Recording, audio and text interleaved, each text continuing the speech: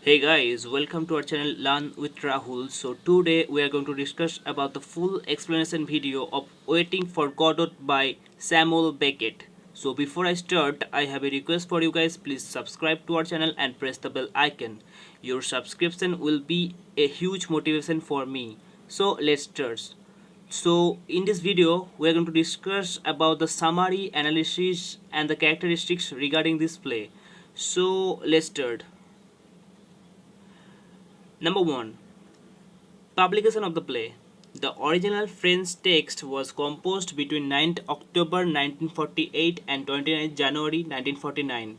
The premiere, directed by Roger Brillin, was on January 5, 1953 at the Theatre de Babylon, Paris. The English language version premiered in London in 1955 in a poll conducted by the British Royal National Theatre in 1990. It was voted the most significant English language play of the 20th century. Number 2. Genre of the play. A tragic comedy in two acts. Number 3. Let's talk about the author of the play, Samuel Beckett. Samuel Barclay Beckett, 13 April 1906 to 22 December 1989, was an Irish novelist, playwright, short story writer, theatre director, poet, and literary translator. A resident of Paris for most of his adult life, he wrote in both French and English. Number 4. Some other plays of Samuel Beckett. Endgame, Happy Days, Play, Not I, Crab's Last Trip, etc. Now let's discuss about the characters of the play. At first, it comes Vladimir. One of the two main characters of the play, Eastergans calls him Didi, and the boy addresses him as Mr. Albert. He seems to be the more responsible and mature of the two main characters. Number 2. Eastergan. The second of the two main characters, Vladimir calls him Gogo. He seems weak and helpless, always looking for Vladimir's protection.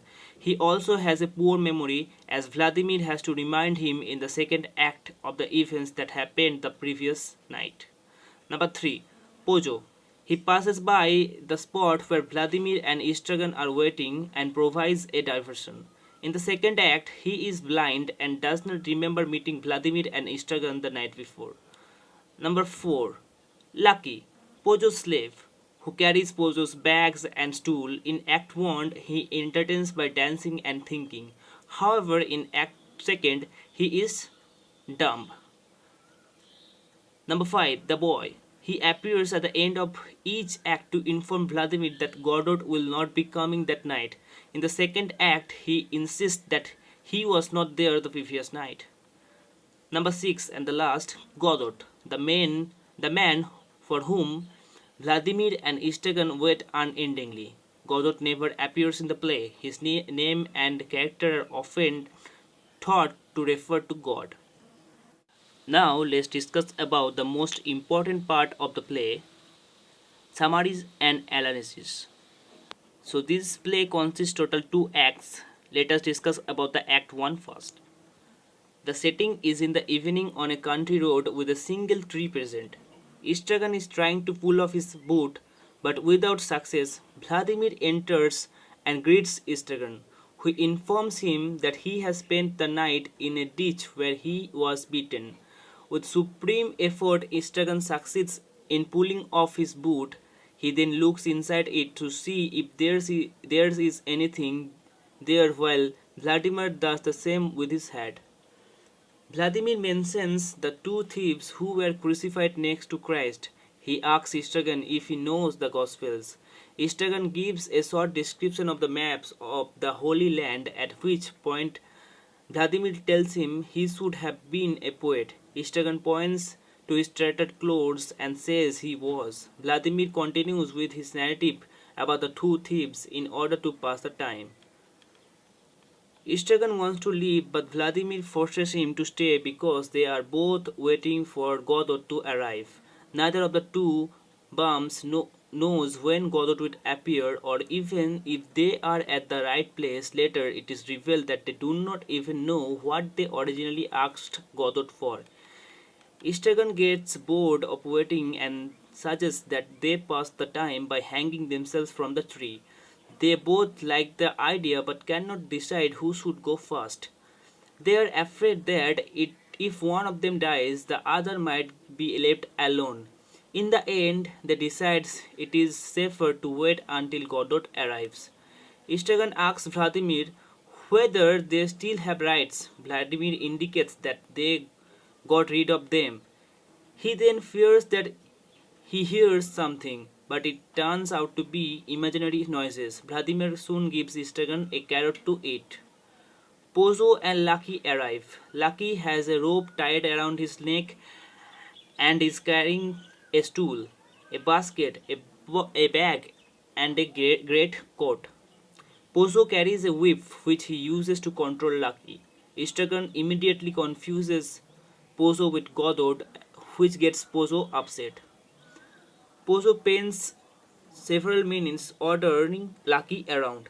Lucky is completely silent and obeys like a machine. Pozo has Lucky put down the stool and open the basket of food which contains chicken. Pozo then eats the chicken and throws away the bones. Lucky stands in a stooped posture holding the bags after each command has been completed and appears to be falling asleep. Istragan and Vladimir go to inspect Lucky, who interviews them. They ask why he never puts his bag down. Pozo will not tell them, so Istragan proceeds to ask if he can have the chicken bones that Pozo has been throwing away. Pozo tells him that they technically belongs to Lucky. When they ask Lucky if he wants them, he does not reply, so Istragan is given the bones. Pozo eventually tells them why Lucky holds his bag the entire time. He thinks it is because Lucky is afraid of being given away. While Pozo tells them why Lucky continues to carry his bag, Lucky starts to weep. Istragan goes to wipe away the tears but receives a terrible kick in the shin. Pozo then tells them that he and Lucky have been together nearly 60 years. Vladimir is appalled at the treatment of Lucky, who appears to be such a faithful servant. Pozo explains that he cannot bear it any longer because Lucky is such a burden. Later, Vladimir yells at Lucky that it is appalling the way he treats such a good master. Pozo then gives an oratory about the night sky. He asks them how it was, and they tell him it was quite a good speech. Pozo is ecstatic at the encouragement and offers to do something for them. Estragon immediately asks for 10 francs, but Vladimir tells him to be silent. Pozo offers to have Lucky dance and then think for them. Lucky dances for them and when asked for an score repeats the entire dance step for step. Estragon is unimpressed but is almost false trying to imitate it. Then they make Lucky think. What follows is an outpouring of religious and political doctrine which always starts ideas but never brings them to completion. The three men finally wrestle Lucky to the ground and yank off his head, at which point he stops speaking. His last word is unfinished.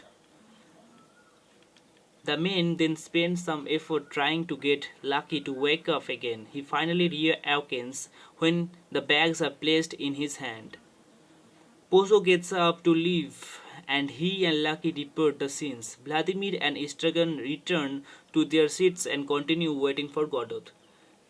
A young boy arrives, having been sent by Mr. Godot. Estragan is outraged that it took him so long to arrive and scares him. Vladimir cuts off and asks if he remembers him. The boy says this is the first time coming to meet them and that Mr.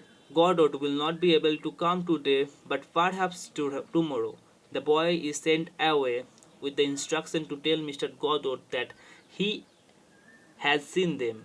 Both Istragan and Vladimir discuss past events and then decides to depart for the night. Neither of them moves from his seat. Now let us discuss about the second and final act of the play.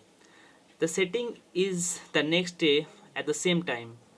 Istragan's boots and Lucky's hat are still on the stage. Vladimir enters and starts to sing until Istragan shows up barefoot. Estragon is upset that Vladimir was singing and happy even though he was not there. Both admit that they feel better when alone but convince themselves they are happy when together. They are still waiting for Godot. Estragon and Vladimir poetically talk about all the dead voices they hear. They are haunted by voices in the sounds of nature, especially of the leaves rustling. Vladimir shouts at Estragon to help him not hear the voices anymore. Estragon tries and finally decides that they should ask each other questions. They manage to talk for a short while.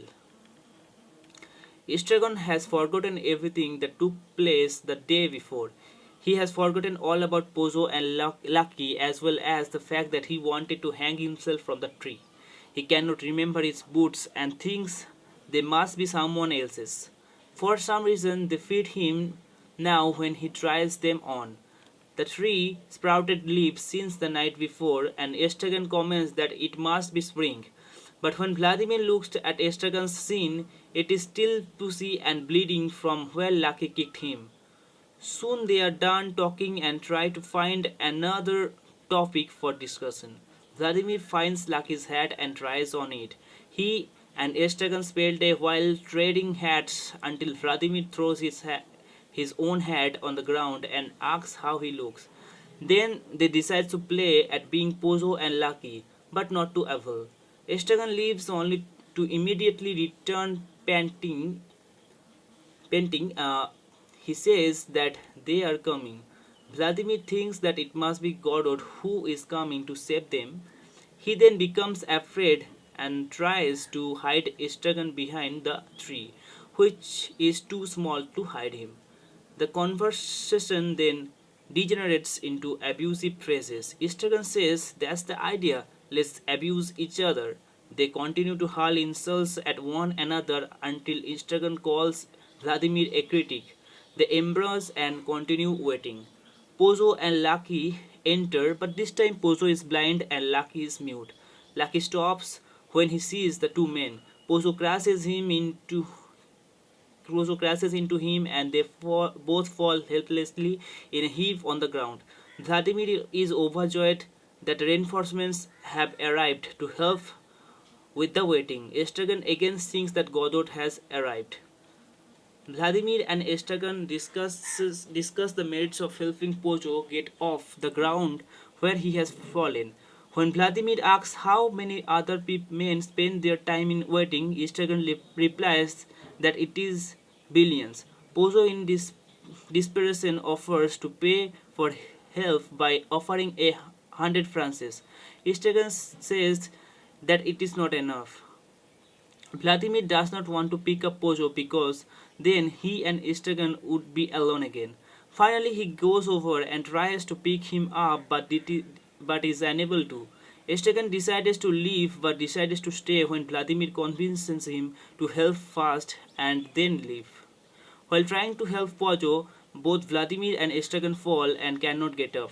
When Pozo talks again, Vladimir kicks him violently to make him shut up. Vladimir and Estragon finally gets up and Pozo resumes calling for help.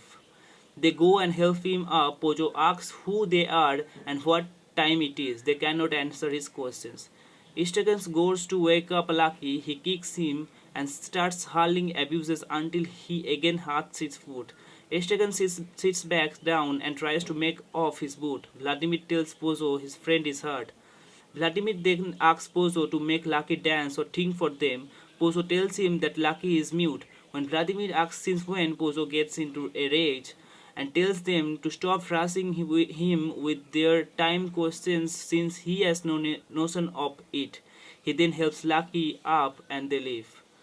Vladimir reflects upon the fact that there is no truth and that by tomorrow he will know nothing of what has just passed. There is no way of confirming his memory since Estragon always forgets everything that happens to him.